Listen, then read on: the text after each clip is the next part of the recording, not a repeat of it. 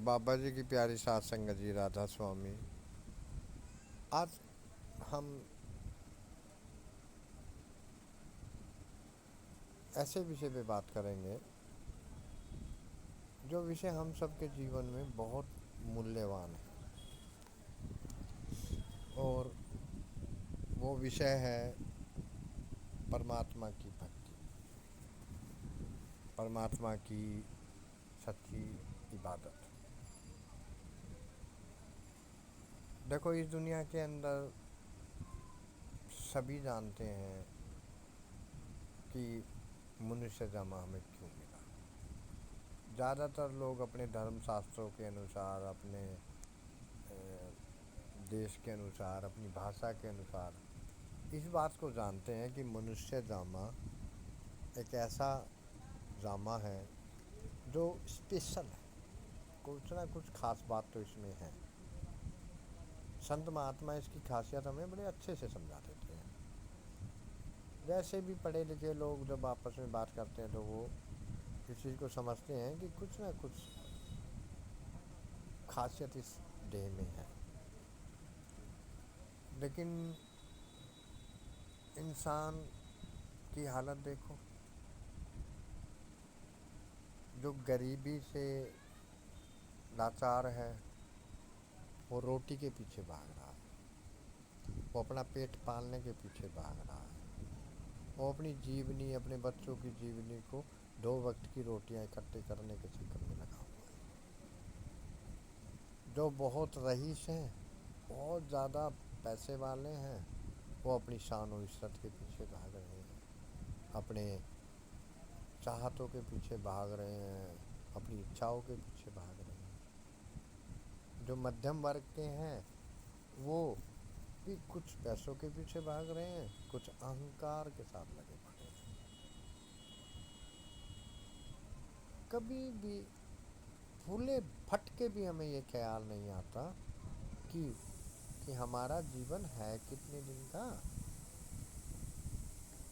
हमारी हालत तो ऐसी है जैसे हमें 24 घंटे के लिए धधकते अंगारों पे बैठा दिया जाए और 1 मिनट, 2 मिनट या 5 मिनट के लिए ठंडे पानी में छोड़ दिया जाए। अब वो 24 घंटे हैं भोग जो लिया, और वो 1 मिनट से 5 मिनट तक है मनुष्य जाना। इतने वक्त के लिए मौका मिला है। इस मौके का फ़ायदा कौन उठाएगा? ऐसे किसी के कहे अनुसार पीछे भाग के, भीड़ों के पीछे भाग के, बड़े से बड़े संत महात्मा के दर्शन करके, या किसी जो पहाड़ों पे बैठे हुए महात्मा हैं, जो धर्म स्थलों पे बैठे हुए महात्मा हैं, उनकी सोहबत करके हम इसी का फ़ायदा उठा सकते हैं। विचार ज़रूर करना चाहिए। गुरु साहब अपनी वाणियों में बार बार कहते हैं कि जिन विचारा, यानी कि जिसने इसको समझने की कोशिश की। अब विचार आता है कि भाई फिर किस लिए हमें जामा मिला? मालिक की भक्ति के लिए। आम हमारे बुजुर्ग भी समझाते हैं, संत महात्मा भी समझाते हैं, लेकिन हम कर नहीं पा रहे। संतों के पास जाते हैं, उनसे सुनते हैं, वो भी हमें यही समझाते हैं, भाई मालिक की भक्ति करने के लिए मौका मिला है। मंदिरों में जाते हैं, अपने धर्म स्थानों पे जाते हैं, अपने धर्म पुस्तकें पढ़ते हैं, वो भी बार बार यही समझा रही हैं, भक्ति के लिए मौका मिला है। इस 84 के जेल खाने से बचने के लिए मौका मिला है। मगर कभी भी ये विचार नहीं आता कि अगर हमें ये मौका मिला है तो हम इस मौके का फ़ायदा कैसे उठाएंगे।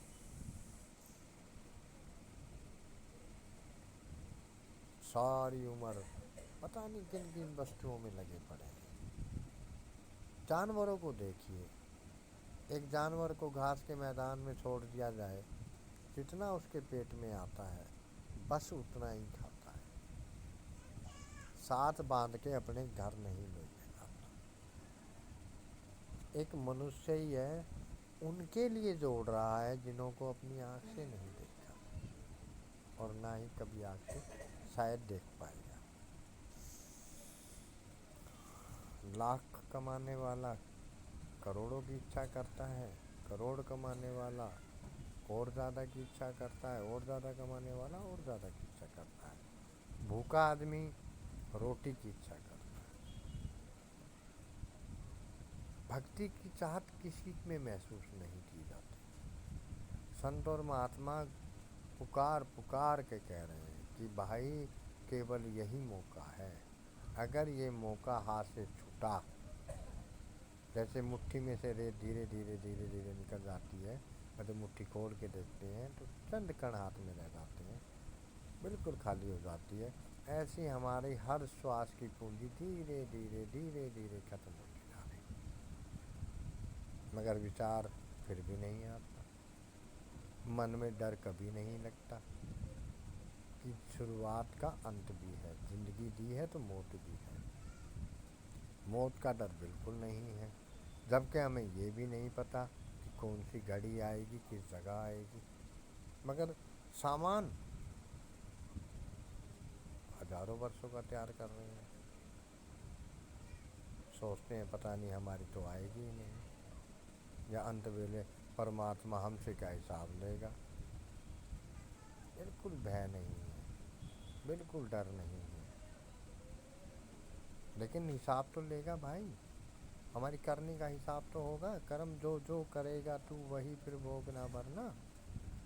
गोस्वामी जी महाराज भी रामचरितमानस में कहते हैं, कर्म प्रधान विश्व करी रखा, जो जैसे कर है सो ही फल चखा। जो आप करोगे, जो आप बोगे वही काटना पड़ेगा, वही फल भोगना पड़ेगा।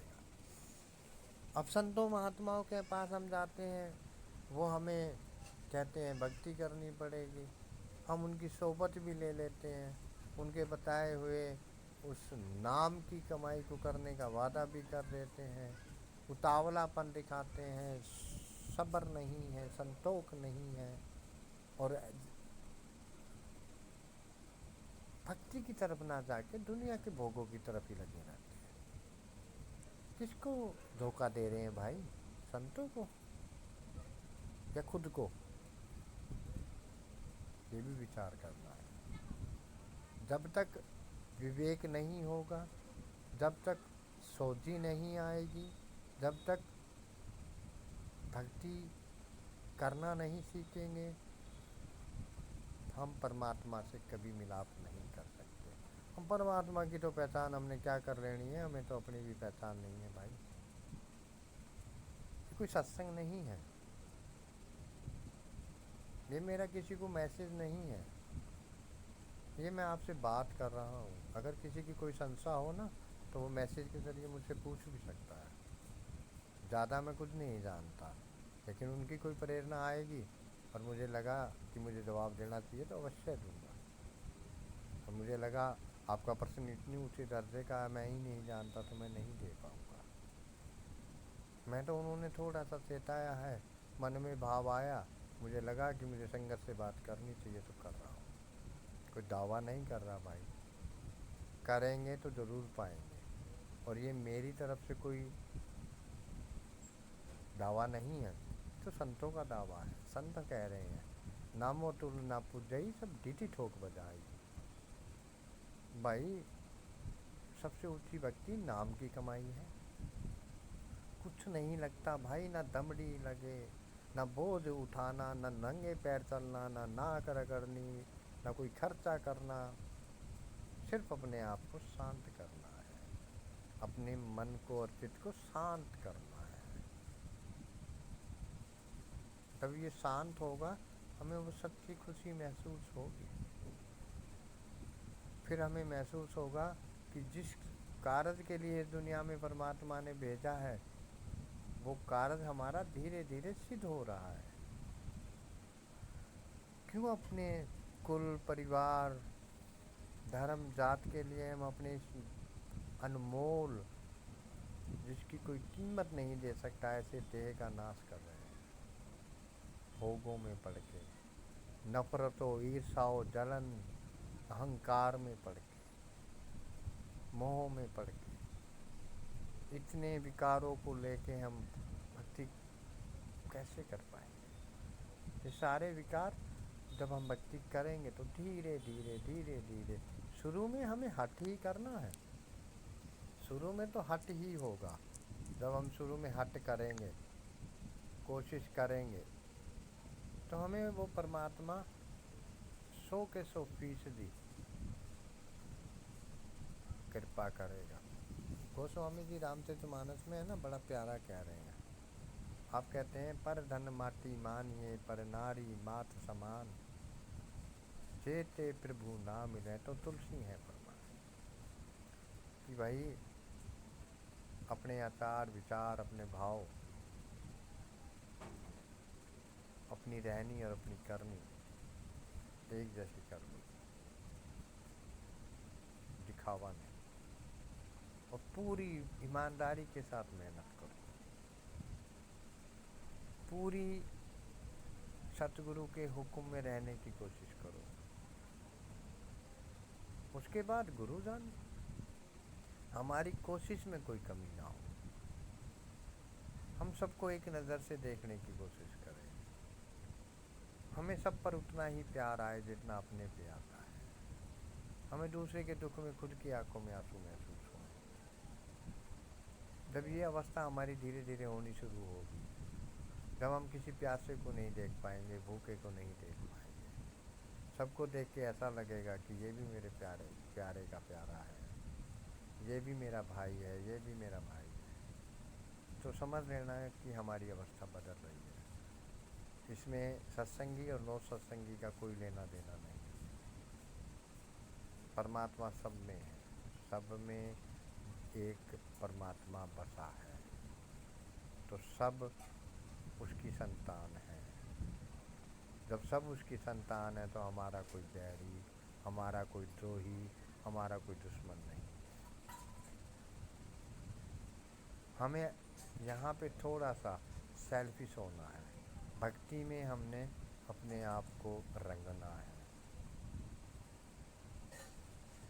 یہ نہیں سوچنا میرا بیٹا کرے, میری بہو کرے, میری بیٹی کرے, میرا پتی کرے, میرا پتنی کرے.